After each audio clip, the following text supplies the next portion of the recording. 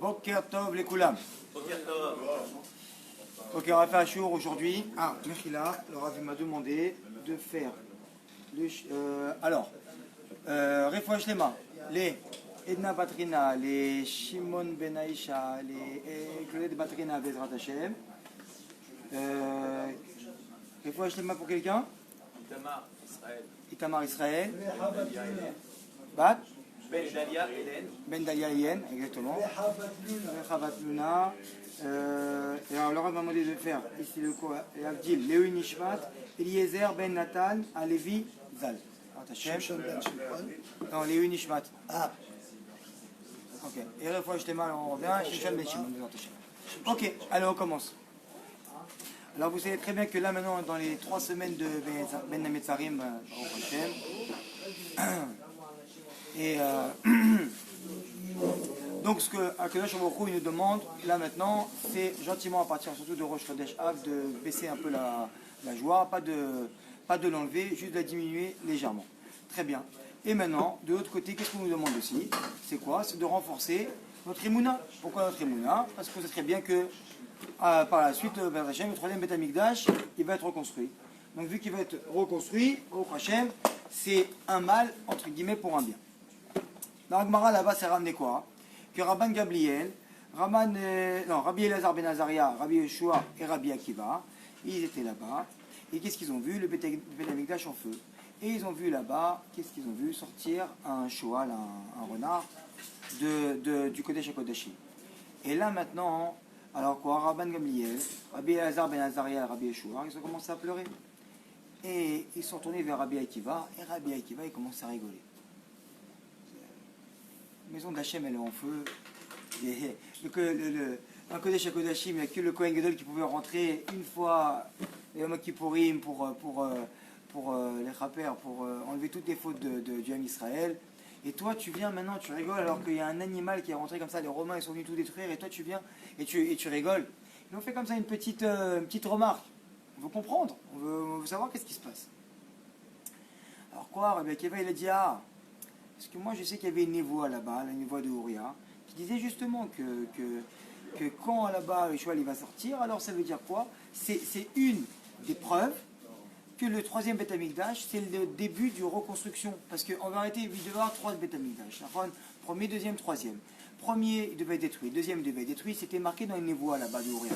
Et maintenant que le 3e soit reconstruit, ça veut dire quoi? C'est que en fait, à partir de ce mal-là, ça veut dire que le bien, il va commencer. Donc ça veut dire qu'à partir de là, maintenant je vois que la névoie elle est émette, et à partir de maintenant, il peut y avoir quelque chose de nouveau qui va y avoir. C'est comme une personne qui vient, elle doit passer une opération pour aller mieux après. Et ça fait 6 mois, il dit voilà, ton opération c'est dans 6 mois. C'est sûr que la veille de l'opération, il ne va pas être très très bien. Mais en vérité, il dit que voilà, mon opération elle est finie, et à partir de là, je vais commencer à guérir. Et à partir de là, donc, on voit le devant et on voit le bien. Très bien.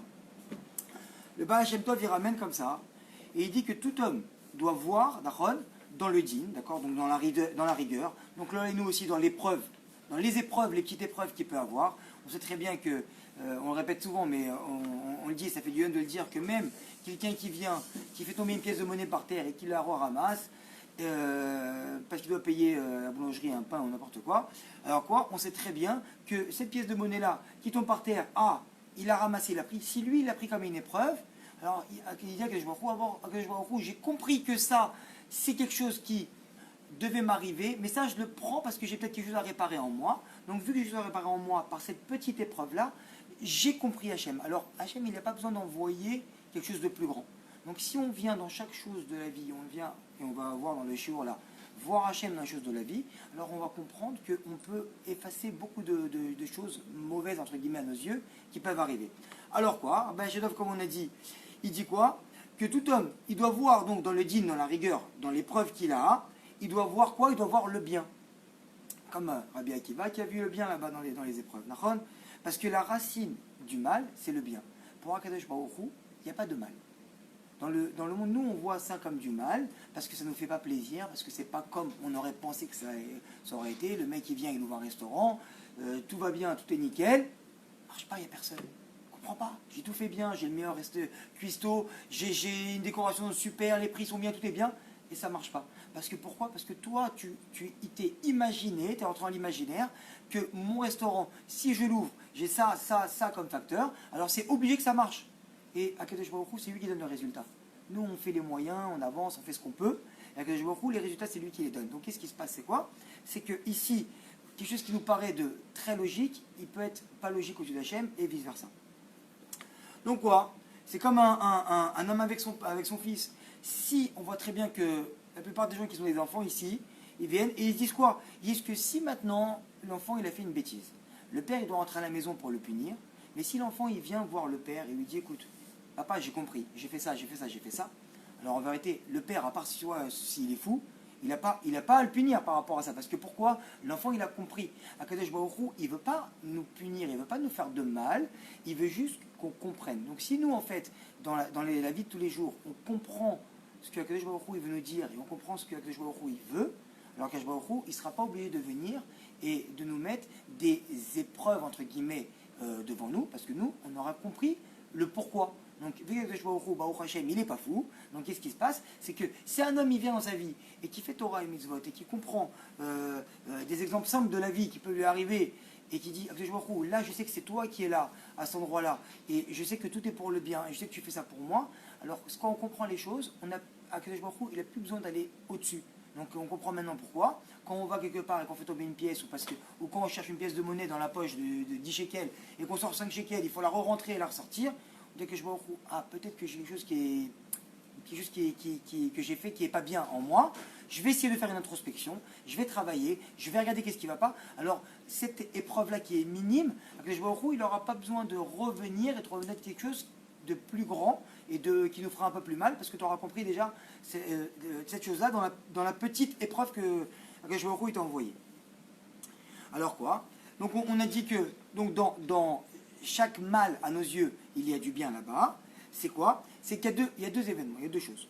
C'est que dans le ciel, en fait, si on a compris dans l'épreuve que Hachem il est là et que c'est pour le bien, alors Hachem il n'a plus utilité de nous punir plus grandement. Ça on l'a dit.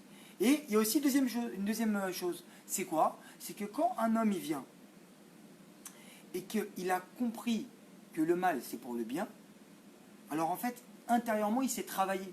Ça veut dire que ça lui fait plus mal. Ça veut dire qu'une personne qui vient, je dis n'importe quoi, qu'on lui a rayé sa voiture, qu'est-ce qu'on dit? Qu'est-ce qu'on dit directement? Quelqu'un vient, là et nous, Kapara, Akol Letova, machin. Pourquoi? On commence à s'habituer, à ça. Alors qu'est-ce qu'il y a? C'est pas que, en fait, Akadosh Baruch Hu, on rentre. Non, non, là on rentre intérieurement. C'est que même le mal qu'on aurait pu interpréter comme du mal, nous, au fur et à mesure qu'on a grandi, qu'on a travaillé sur nous, on ne le voit plus comme du mal, on a encaissé. Ça veut dire que quelqu'un qui vient, qui fait un entraînement de boxe, qui monte sur le ring, à chaque fois entraînement, bam, bam, bam, bam, il prend des coups, il se fatigue, et là, quand il vient sur le terrain et qu'il y a le vrai combat qui arrive, les coups qu'il prend pour son adversaire, c'est vrai qu'ils sont plus difficiles peut-être, parce que là on n'est pas à l'entraînement, on va lui dire tape pas là, fais pas ça et tout, mais qu'est-ce qui se passe? On a l'habitude de prendre des coups. Donc vu qu'on a l'habitude, on s'est travaillé, donc vu qu'on s'est travaillé, ça nous touche moins. C'est comme quand on voit, et on se dit quoi? Quelqu'un qui a mal à la tête, nous, ça arrive des fois. C'est quoi le remède dans la Torah, quelqu'un qui a mal à la tête, vous savez? Limud Torah. Alors on dit quelqu'un qui a mal à la tête, alors bizarrement, je vous dis franchement, quelqu'un qui a mal à la tête, concrètement ce qu'on a envie de faire c'est quoi? C'est prendre un cachet, rentrer à la maison, s'allonger dans le lit, se mettre dans le noir, et laisse-moi que ça va passer. Non, non, non. La Torah te dit, tu mets bien la lumière comme il faut, tu t'installes sur ton bureau, tu sors ton livre de Torah, et là maintenant, tu vas étudier la Torah. Je vous dis franchement, moi je l'ai fait, personnellement, peut-être que je ne suis pas au niveau, et c'est sûrement ça, ça n'a pas marché. C'est-à-dire que j'ai étudié, ça va marcher, mais le tête était là. Vous savez pourquoi? Parce qu'en fait, c'est pas parce que toi tu vas étudier la Torah et que le tête il va s'effacer. C'est parce que en fait, toi tu t'es annulé, tu es tellement rentré dans ton limou de Torah qu'en fait, le mal de tête, tu vas l'oublier. C'est-à-dire que tu es au-dessus de ton mal de tête. Ça veut dire quoi? C'est qu'une personne qui vient maintenant, qui est allongée sur un canapé, qui en peut plus, qui est à la fatigue et dit ah, écoute-moi, ramène un verre d'eau, je peux même plus bouger le petit doigt. Toi, tu crois que tu es au bout, tu crois que. Alors, qu'est-ce qui se passe? Tu vas voir maintenant un enfant qui va passer à côté, je sais pas, l'armoire, elle va tomber sur lui. Comme par hasard, tu vas trouver les forces de te réveiller, de te lever, de tenir l'armoire pour pas que l'enfant il se fasse écraser. Mais il y a 2 secondes, tu ne pouvais pas bouger le petit doigt. C'est-à-dire qu'intérieurement, tu t'es travaillé et tu t'es dépassé. Alors quoi? C'est que quand toi tu viens, tu vas étudier la Torah tellement que tu vas être impliqué dans ton étude de Torah, C'est que en fait, le mal de tête, il te dérange plus. Alors qu'est-ce qu'il y a? Maintenant, on passe à autre chose. C'est que tu viens tu rentres à la maison, une petite histoire avec sa femme ou vice-versa avec son mari. C'est qu'en vérité, la femme qui vient, tu regardes, ça ne te touche plus. Pourquoi? Parce que tu es habitué, tu t'es travaillé. Toi, tu as grandi. Ça s'appelle le travail des midotes. Quelqu'un qui vient, qui passe dans le parking, il a sa place Cavoua, place numéro 17, c'est à lui et tout. Le mec qui vient, il s'est garé à sa place. La vérité, franchement, je dis sérieusement, c'est une vraie épreuve. Quand on veut rentrer, on rentre au soir du travail, on a envie de garer sa voiture à sa place, normal, on arrive, il y a un mec qui s'est garé sur sa place, c'est dur. Vous savez cette histoire-là, c'est qu'une fois, il y a une personne qui était comme ça, qui a garé sa voiture à la place d'une autre personne, et il vient, une fois, il lève en Israël, on a le minag de lever les comment on dit, les essuie-glaces. Pas pour méchanceté, mais pour dire, écoute, tu te gares à ma place, t'es mal garé, la prochaine fois, on recommence pas. Bon, il voit que c'est la voiture de son voisin, il se dit, je vais pas monter chez lui, je vais pas m'énerver, je lève les essuie-glaces, je travaille sur moi. Une semaine après, même chose. Encore, il a garé sa voiture, il comprend pas, en vérité, personne ne gare sa voiture, il n'y a que lui qui ose. Il lui lève. Troisième semaine, il est là, essuie-glaces et tout, il travaille, mais moi je peux pas. Qu'est-ce qui se passe? Quatrième semaine, il vient, il trouve une BMW garée à sa place. Il dit, attends, non seulement celui-là, il vient, il se gare à ma place, rousse pas de malade. En plus, maintenant, il s'est acheté une nouvelle voiture, il va mettre sa nouvelle voiture, maintenant, il va la mettre là, ça va à ma place. Écoute, moi, je suis un peu grand malin. Il travaillait, cet homme-là, dans les travaux, il faisait, vous savez, les trucs de béton, là, les camions en béton. Et il dit, comme ça, au moins, je vais venir, je vais lui mettre tout le béton dans sa nouvelle voiture, et il va être content. Le mec, il rentre, il a mis tout son béton sur la voiture, il a dit, voilà, c'est pas moi, je me suis garé autre part, tant pis pour lui, moi, il gare à ma place. Je sais pas, c'est pas les comptes d'Hachem, c'est moi qui gère ces comptes-là dans ce monde. Et il monte à la maison. Et qu'est-ce qui se passe? Surprise, tout le monde est là, qu'est-ce qu'il y a? C'est ton anniversaire, chérie, tiens la clé de ta nouvelle voiture. C'est-à-dire que tout le mal qu'on croit et tout le mal... En vérité, c'est le bien, on n'a pas idée. Donc qu'est-ce qu'il y a? C'est que nous, en fait, on ne se travaille pas en nous-mêmes. En tout cas, alors normalement, comment ça se passe? C'est que la première semaine, on trouve une voiture garée à notre place, c'est dur. Deuxième semaine, c'est dur. Troisième semaine, c'est dur. Mais en vérité, qu'est-ce qui se passe? L'habitude, elle est mauvaise et l'habitude, elle est bonne. Parce que Kadosh Baruch Hu, il veut qu'on s'habitue à encaisser les coups. On l'avait dit, le Rav Salanter, il avait ouvert un Beth Midrash de Moussar. Pourquoi un Beth Midrash de Moussar? Pour que les gens, ils apprennent à encaisser les coups. Quand on vient, on lui fait honte, ils apprennent à encaisser. Alors la première fois, c'est dur. Deuxième fois, c'est dur. Troisième fois, c'est dur. Sixième fois, c'est normal. C'est-à-dire qu'Akadosh Baruch Hu, il veut qu'on soit des anges. Quoi? Ça veut dire là, je vous donne le top pour arriver au maximum. Chacun avec son niveau, chacun avec son potentiel. C'est pas vrai de me dire, ouais, là, c'est les bisounours, le monde est... Ça, on le sait très bien, mais on donne le top pour que nous, on puisse arriver à un niveau au maximum de ce qu'on peut faire. Alors, qu'est-ce qu'il y a? On passe devant la place de parking, on a dit, première fois, c'est normal. Première fois, c'est dur. Ça bouillonne, la colère, qu'est-ce qu'on fait? Je vais attraper une crise cardiaque, je vais faire quoi? Deuxième fois, troisième fois, quatrième fois, dixième fois. En fait, au bout de la 20e fois quand on passe, il n'y a plus la place de parking, c'est pas grave, laisse-le. C'est comme, parce que pourquoi? Parce que ça va, c'est pas grave. J'ai travaillé, c'est le mal de tête, je suis rentré dans la Torah, le mal de tête, je l'ai pas, c'est pas qu'il a disparu, c'est que je le sens plus. C'est que ce qu'on m'a envoyé, maintenant, qu'est-ce qui se passe? J'ai travaillé sur les midotes, ça veut dire quoi? J'ai donné maintenant, je travaille sur la Emouna. Je sais que ce qui m'arrive, c'est bien pour moi. La pièce qui est tombée, je la ramasse, je sais que c'est bien. Le mec qui m'a pris un place de parking, je sais que c'est bien. Mais pas que c'est bien et que c'est dur et j'en ai marre et je veux pas. C'est que c'est bien et que c'est normal. C'est normal. Le mec qui vient, il a pris ma place, c'est normal.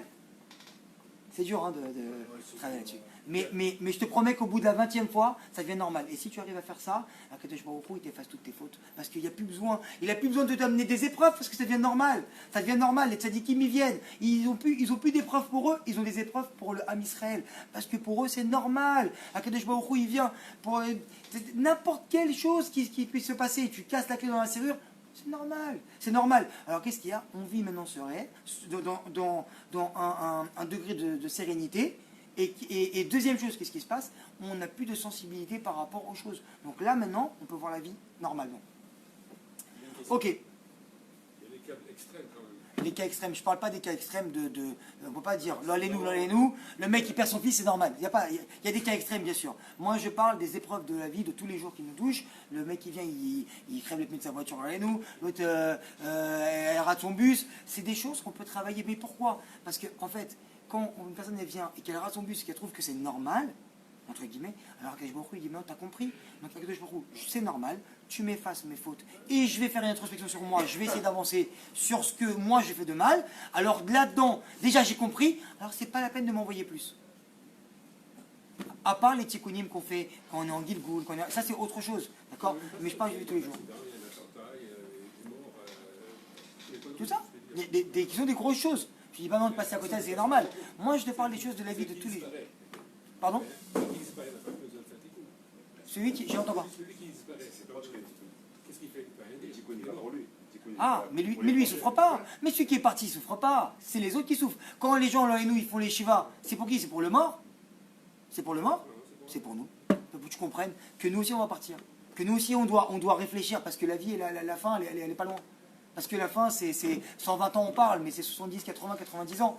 La fin, elle n'est pas loin. C'est parce que nous, on doit réfléchir sur nous-mêmes, qu'on n'est pas éternel. C'est Sarah, il vient, il nous dit, voilà, là, tu vas vivre toute ta vie. Amasse, 100 000, 200 000, 600 000, 1 million, 3 millions, 6 millions d'euros dans ton compte. Pourquoi? On ne sait jamais.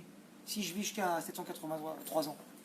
Non, c'est que là, je suis en train de parler des choses qui sont normales. D'accord? De la vie de tous les jours. Très bien.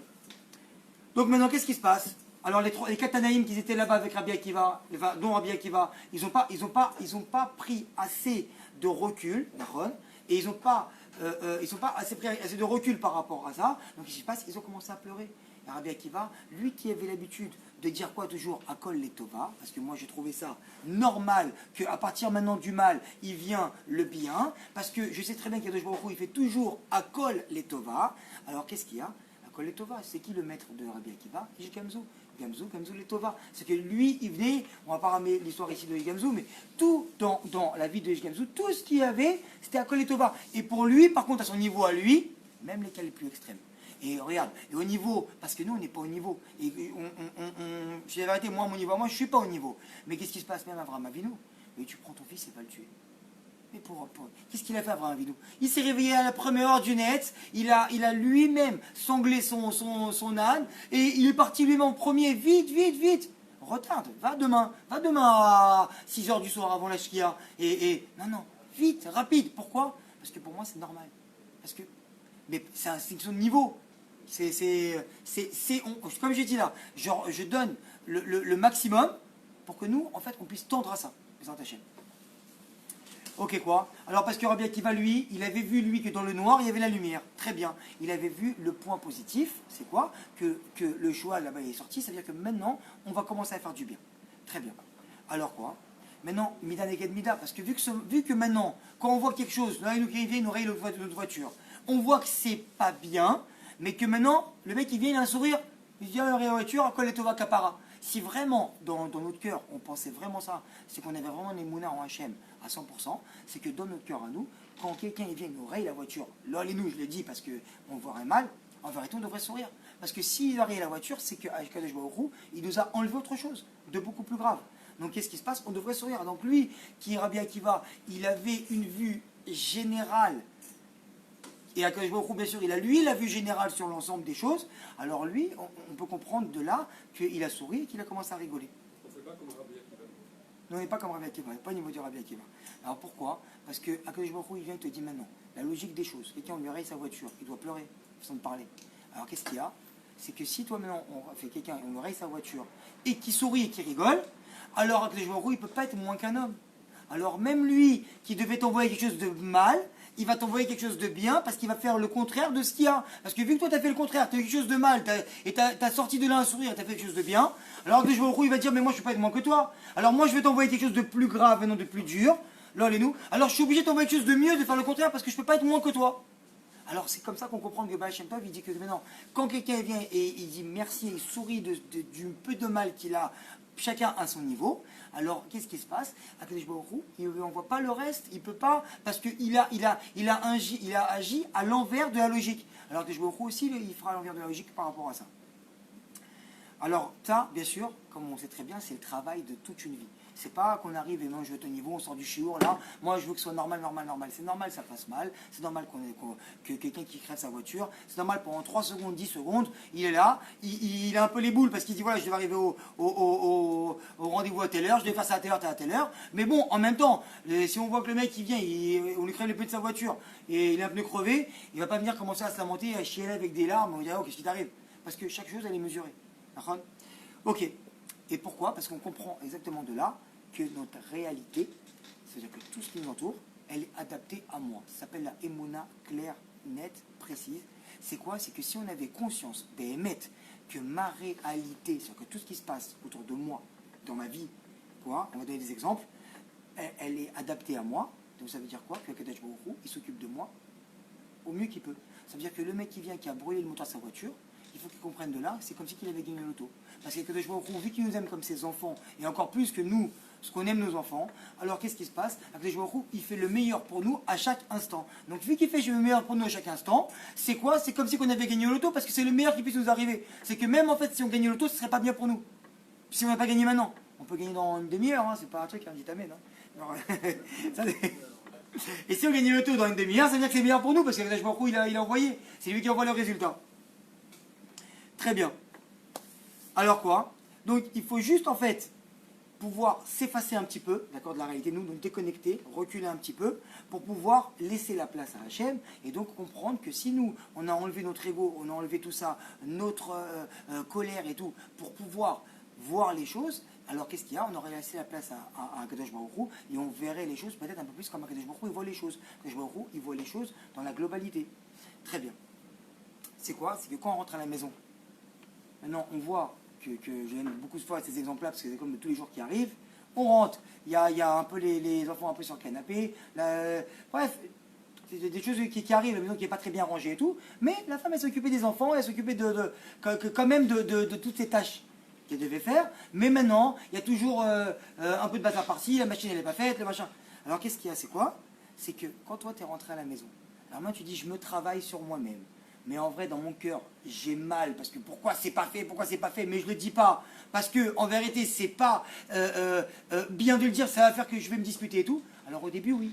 Mais après, quand tu rentres à la maison, et que tu commences à comprendre que la machine, elle n'est pas faite, mais que ta femme, elle s'occupe des 3 gosses, et que tout s'est quand même relativement bien passé, et que c'est rien de grave, alors au fur et à mesure des années, tu commences à trouver ça normal. Donc tu rentres à la maison, et qu'est-ce qui se passe? C'est que tu rentres et qui est normal, tu fais pas la tête. C'est pas que je travaille sur moi, j'ai rien, ça va? Ouais, ça va et toi? Ouais. Bon, je te dis rien parce que je travaille hein, sur moi. Non, c'est que il veut que tu sois normal. Il veut que tu rentres à la maison. La machine elle n'est pas faite, ma voiture elle est rayée, et ben c'est pas au Hachem. C'est ça que tu veux. Alors je rentre à la maison, et baba, quand toi tu es rentré à la maison et que tu n'as pas mis la bonne ambiance, quand tu n'as pas fait tout pour que la bonne ambiance aille, alors ça veut dire quoi? C'est que tu as mis automatiquement la mauvaise. C'est que tu rentres à la maison. Mais moi, j'ai rien fait. Mais j'ai assis sur le canapé, j'ai pas parlé, j'ai rien dit.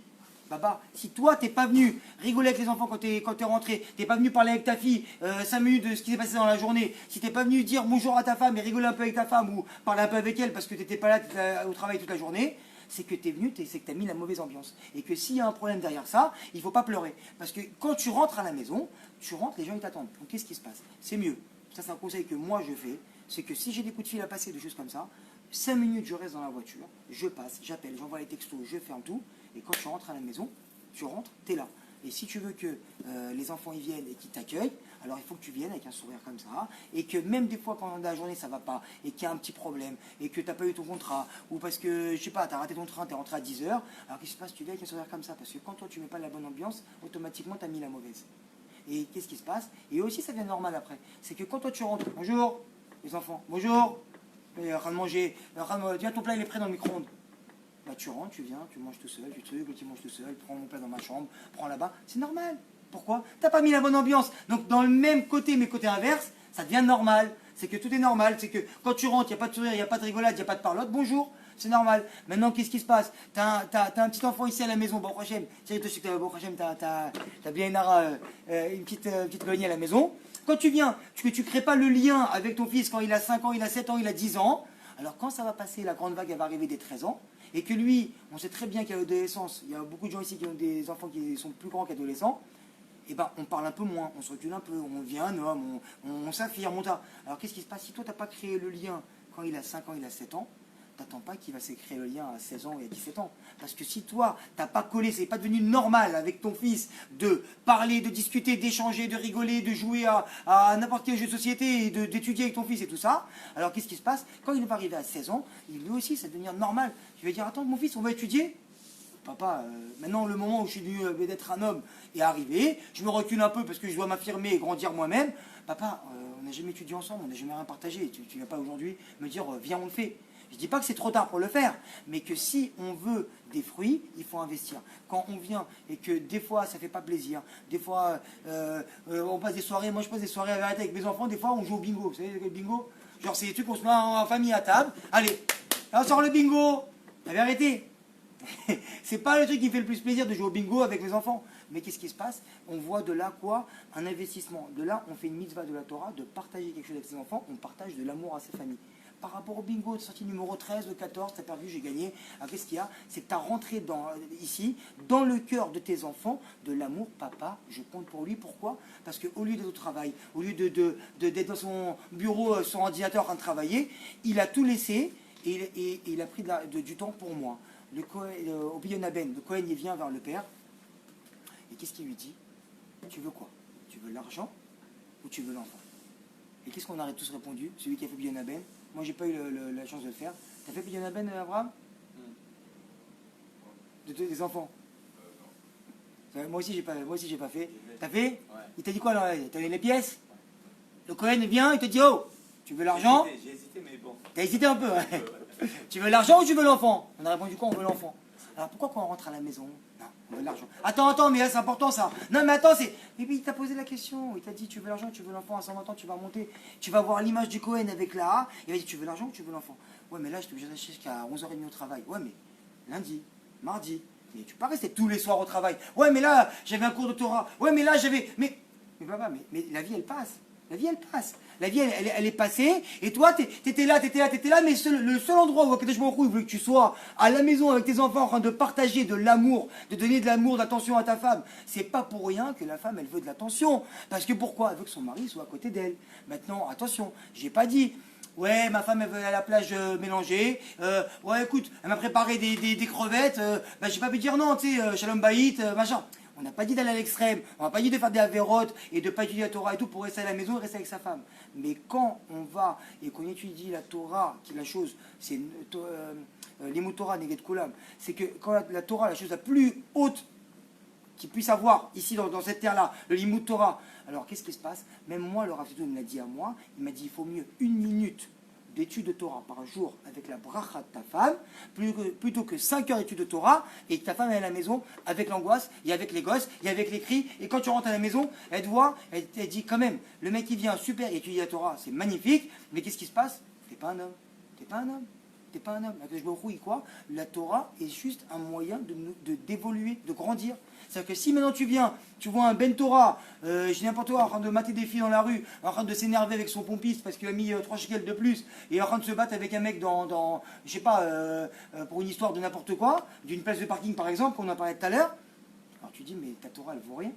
Alors d'abord, tu t'occupes de toi, tu t'occupes de ta famille, tu t'occupes des gens qui sont autour de toi, que tout le monde soit bien, et une fois que tu es bien, tu vas prendre la Torah pour pouvoir être encore mieux.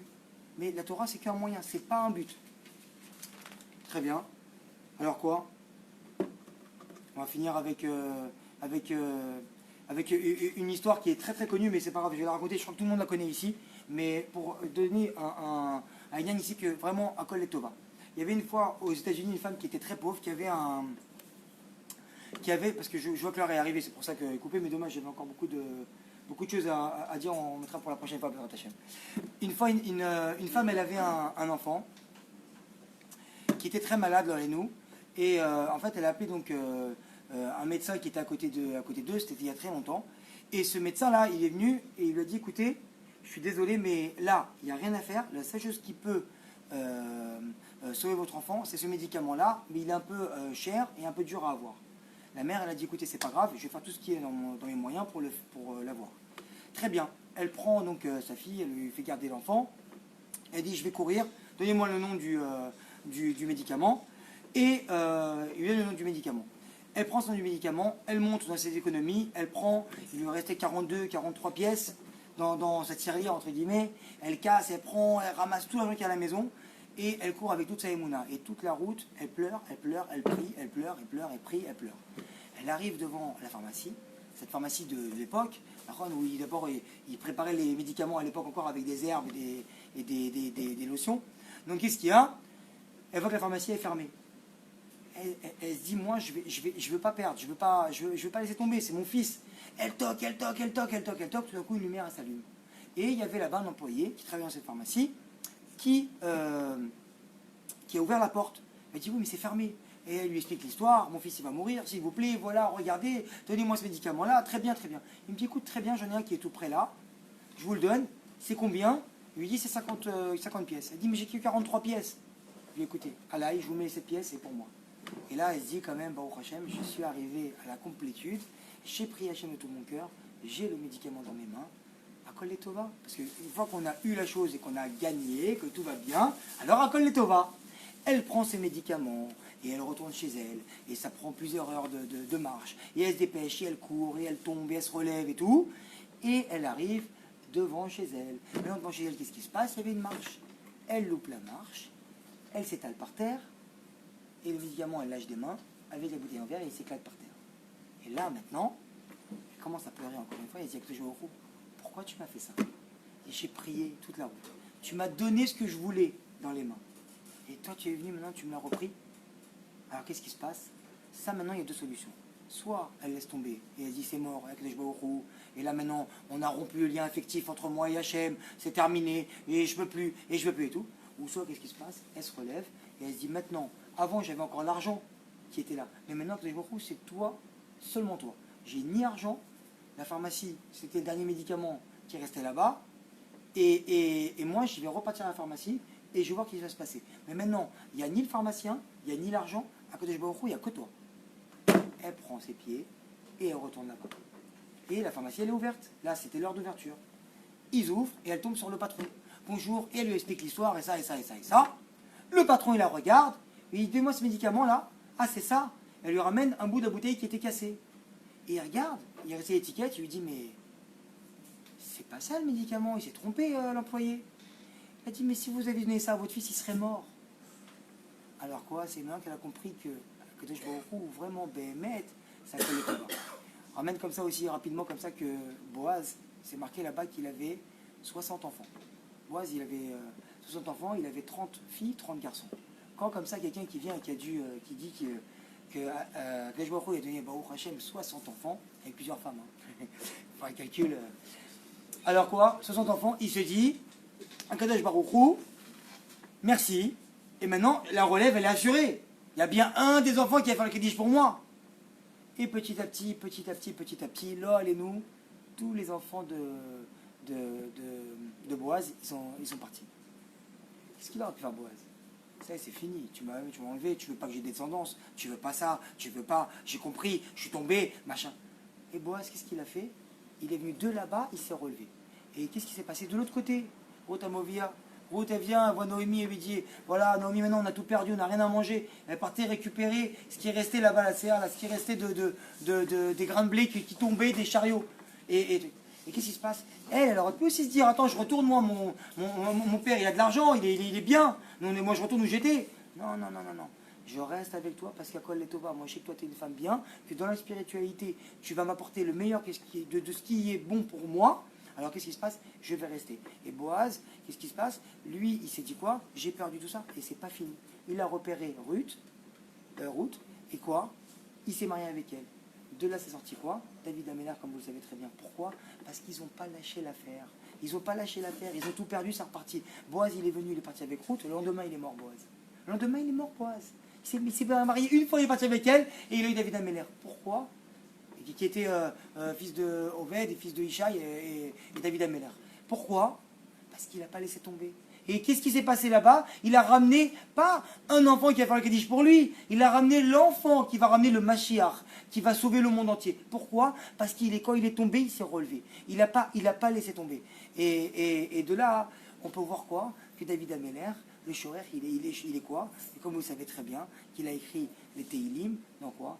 Quand il était bien, quand il était mal, quand il était poursuivi par son fils, quand il était très riche, quand il est devenu roi, quand il était poursuivi par Shaoul, enfin Shaoul Améler. Pourquoi? Parce que David Améler, il a chanté à Hachem quand il n'était pas bien et quand il était super bien. Pourquoi? Parce que lui, vous trouvez que c'était normal. Parce que quand on lui a rayé sa voiture, à lui, c'est normal. Hachem, moi je chante, tu me fais du mal, c'est normal.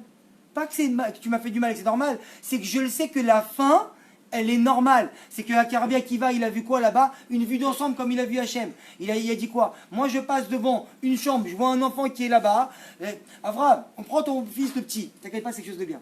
On prend ton fils de petit, tu passes devant une pièce, tu vois un mec qui ouvre la bouche et l'autre mec avec un truc en fer comme ça devant. Qu'est-ce que tu fais? Qu'est-ce que tu fais? Tu fais quoi? Il m'appelle. Il t'appelle la chair et je vais la deux, vous leur cassez la figure là-bas, d'accord?